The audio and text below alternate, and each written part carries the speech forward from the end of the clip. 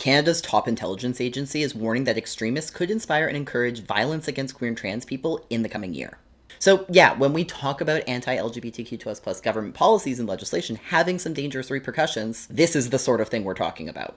Speaking to the CBC this week, CSIS officials warned that the anti-gender movement is likely to continue to pose a violent threat to queer and trans people in Canada this year. Quote, CSIS assesses that exposure to groups and individuals espousing anti-gender extremist rhetoric could inspire and encourage serious violence against the 2S LGBTQI+ community, or against those who are viewed as supporters of pro-gender ideology policies and events, said a spokesperson for the agency.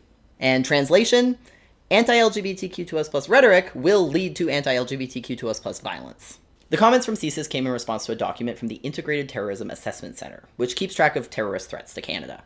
And according to that document, the center is monitoring extensively the possible threat of violence at pride parades, drag shows, or gay bars in Canada. And these threats are likely to come from a familiar cast of extremist characters, including white nationalists, freedom movements, and QAnon. And this isn't 100% new. Last year, Pride organizers across Canada cancelled or modified events out of concern for potential violence in the wake of rising anti-queer and anti-trans sentiments in Canada and the US.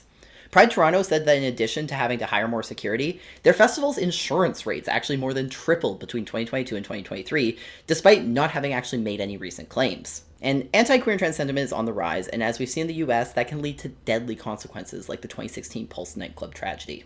Now, policies like the ones recently introduced in Alberta, Saskatchewan, and New Brunswick play a direct role in spreading and boosting mis- and disinformation about queer and trans people, and that in turn can lead to more platforms for that extremist anti-queer and trans rhetoric.